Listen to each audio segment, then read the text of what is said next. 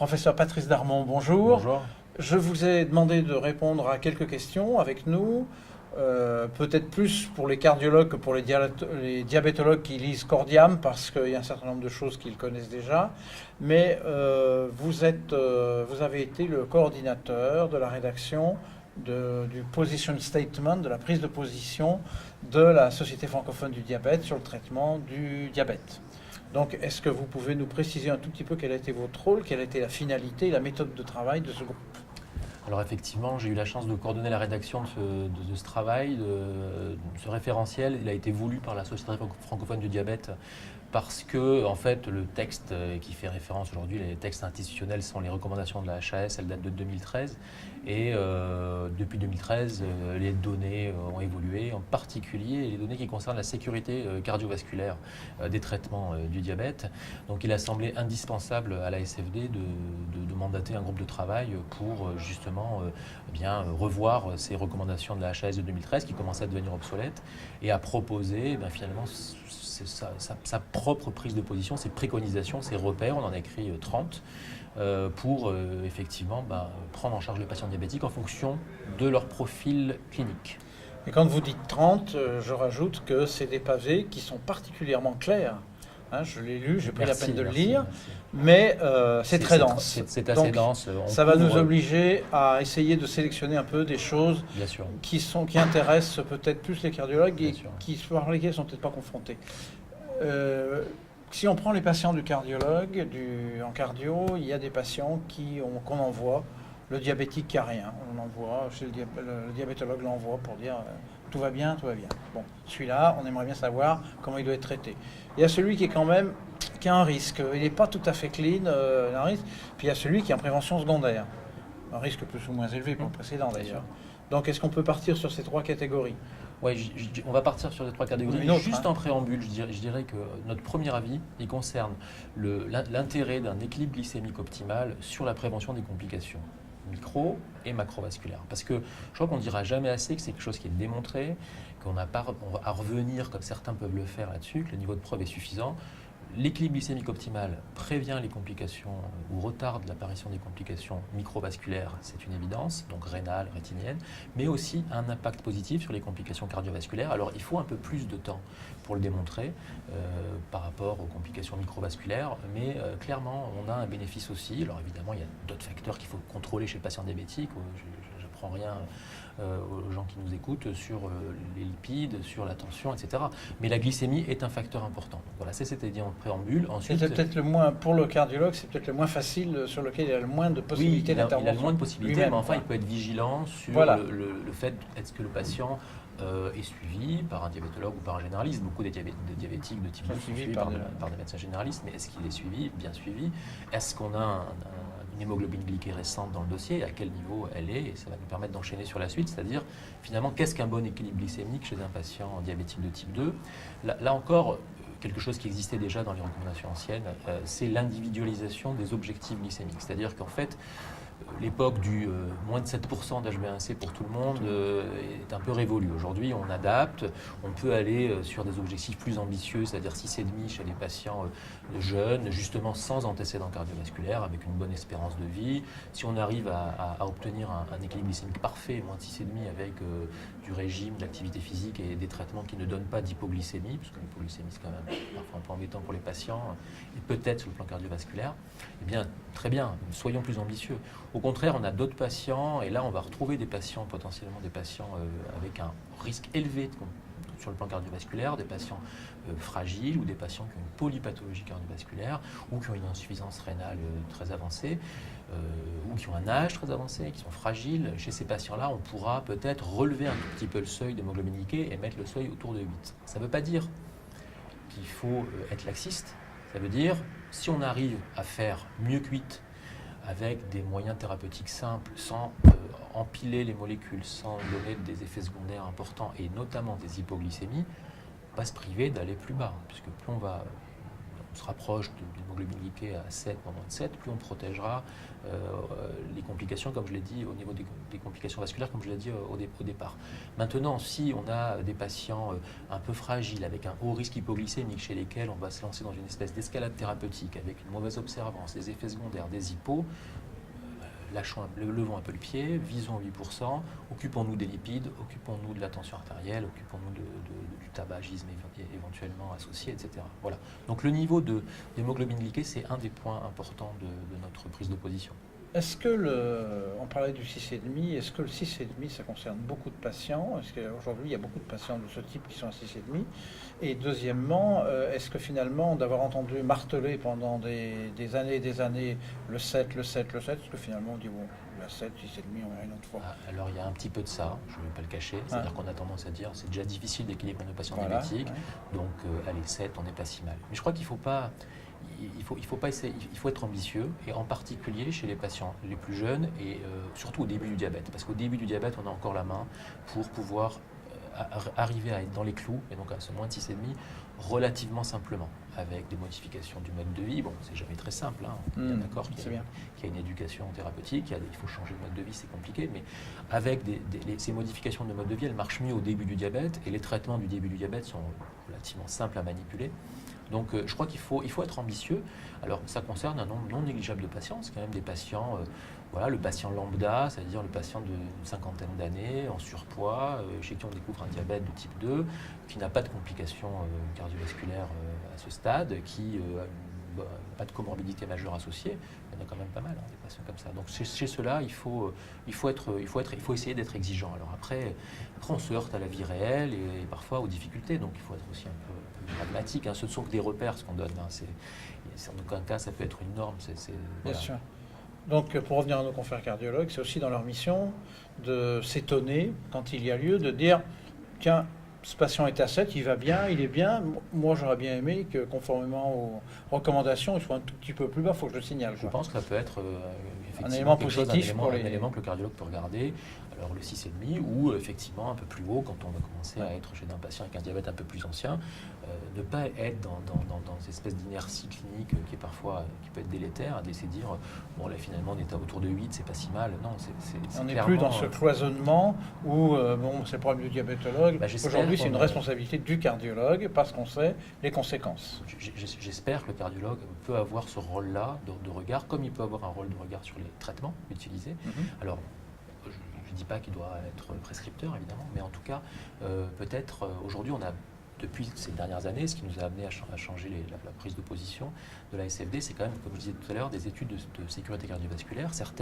Toutes ces études ont été demandées par la FDA, par les autorités de régulation, pour que démontrer la sécurité cardiovasculaire, la neutralité en fait. La neutralité, donc c'est des études de non-infériorité pour la plupart, et donc il fallait me démontrer une sécurité par rapport au placebo, mais certaines d'entre elles ont réussi à démontrer une supériorité, et en particulier en France, avec les produits commercialisés en France, c'est l'étude leader avec le liraglutide. Donc elle a un traitement injectable qui se fait une fois par jour, qui est commercialisé depuis quelques années déjà, mais qui a montré dans cette étude chez des patients à haut risque cardiovasculaire, principalement des patients en prévention secondaire et de façon minoritaire des patients en prévention primaire mais avec beaucoup de facteurs de risque, qu'on diminuait avec ce traitement-là le risque de MACE de 13%, donc d'événements cardiovasculaires majeurs, le risque de mortalité totale et de mortalité cardiovasculaire également. Donc ça change un peu la donne puisqu'on a des traitements là maintenant qui vont au-delà d'un effet simplement de traitement du diabète et de traitement de la glycémie, mais peut-être un effet de cardioprotection. On avait ça aussi avec les inhibiteurs de SGLT2. Malheureusement, en France, on ne les a pas. Elles sont commercialisées partout à peu près dans le monde, sauf dans quelques pays, notamment en France, pour des raisons économiques. Et ces produits-là aussi ont démontré un bénéfice cardiovasculaire propre. Donc on commence à avoir des molécules particulièrement intéressantes et évidemment, on les a intégrés, en tout cas pour celles déjà commercialisées dans notre Oui, les prise de GLT2, position. ils ne sont pas, je crois. Et non, les SGLT2, on n'a pas pu les faire figurer, ils n'y sont Mhm. pas commercialisés. On l'espère très vite, puisque nous, de toute façon, on s'est engagé à revoir cette prise de position tous les 2 ans, justement pour s'adapter aux nouvelles études et à l'accessibilité au marché des nouvelles molécules. Et concernant ces recommandations, on a évoqué les patients à très haut risque, notamment prévention secondaire, haut risque d'emblée. On a des seuils qui peuvent paraître assez élevés, 8 voire plus.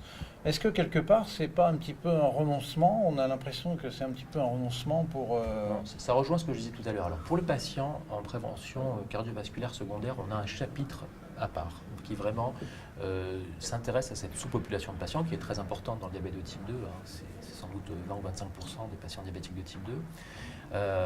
On garde ce seuil de 7 comme étant la cible pour les patients dont on dit qu'ils ont une maladie cardiovasculaire stable.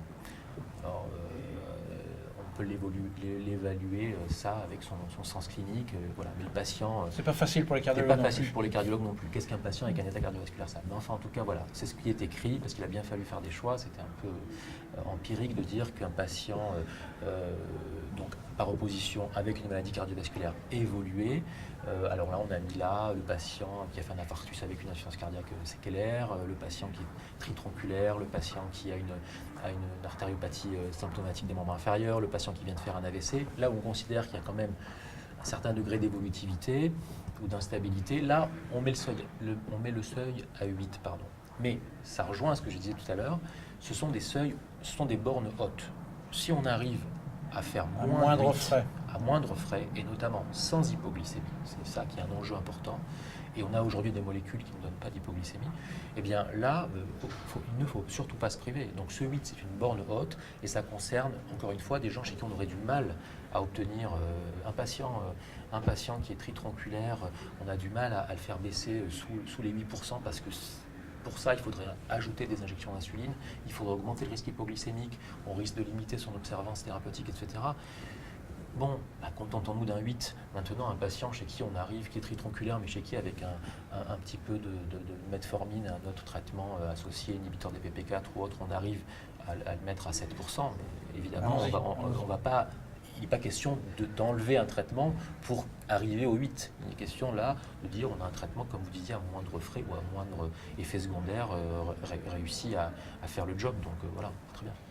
Et puisqu'on a dit qu'il y avait une réévaluation tous les 2 ans, est-ce qu'il y a une organisation formelle pour apprécier l'effet de ces recommandations, voir vers quoi, comment ça va se passer? Pour l'instant, non, parce qu'en fait, ce ne sont pas des recommandations, c'est une prise de position. C'est un abus de langage. Oui, mais c'est un abus de langage qu'on fait tout le temps, tous. parce que ce n'est qu'une prise de position d'une société savante. Nous, on est force de proposition, on a envoyé notre texte à la HAS, mais au final, c'est la HAS qui émet des propositions, qui émet des recommandations. La HAS est engagée à revoir ses recommandations de 2013 en 2018. Donc, on espère qu'elle tiendra compte de notre texte, mais aujourd'hui, rien n'est moins sûr, parce que malheureusement, aucun d'entre nous, experts de la SFD, n'a été contacté par la HAS pour faire partie du groupe de travail. Tiens. Oui, sans doute pas en raison de liens d'intérêt qui sont connus, qui sont clairs, qu'on affiche, qui ne nous empêchent pas de garder notre sens critique, heureusement, et de faire une analyse critique de la littérature, mais ça nous discrédite de fait pour faire partie, malheureusement, de ces groupes d'experts de la HAS. Donc, on attend, on verra ce qui sera proposé par la HAS. Mais nous, en tant que société savante, on s'est engagé, donc en 2019, il y aura une nouvelle mouture du texte qui tiendra compte des avancées de la science. Bon, on va être patient, on va attendre, mais c'est quand même une initiative intéressante, parce que plutôt que de laisser ce grand désert, parce que c'est compliqué, il y a au moins des propositions solides, quoi. Moi, je crois que c'est très important. Alors, voilà, parmi les grands changements, on n'a pas évoqué les grandes lignes, les grands changements par rapport à la HS. C'est vrai que, par exemple, le traitement de deuxième ligne du patient diabétique de type 2, qui était le sulfamide hypoglycémien pour la HS, nous, on le remplace par les inhibiteurs des PP4, alors qu'il y a un traitement peut-être immédiatement un peu plus coûteux, mais qui ne donne pas d'hypoglycémie, qui ne fait pas prendre de poids, au contraire des sulfamides. Voilà. Et en plus, ces médicaments-là, justement, eux, ont montré leur neutralité cardiovasculaire au contraire des familles d'hypoglycémianges pour lesquelles il existe toujours une controverse sur peut-être une toxicité cardiaque.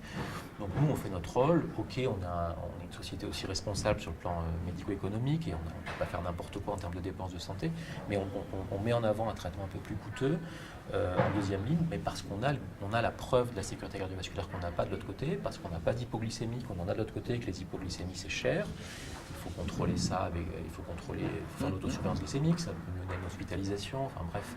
Voilà, ça c'est un exemple. Et puis parmi les autres exemples que je pourrais citer, c'est justement l'individualisation de ces populations particulières.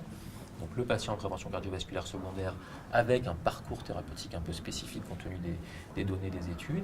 Et on a aussi un chapitre un peu particulier qui est celui des patients insuffisants cardiaques, qui est une population qui croît énormément chez les patients diabétiques de type 2, surtout chez les patients diabétiques de type 2 âgés. Donc c'est vraiment une complication à laquelle les diabétologues et les cardiologues évidemment sont confrontés très souvent. On estime à peu près qu'il y a 20% des diabétiques de plus de 65 ans qui sont insuffisants cardiaques, et dans l'autre sens, à peu près entre 30 et 40% des patients insuffisants cardiaques qui sont diabétiques, avec un pronostic médiocre, comme le savent les cardiologues.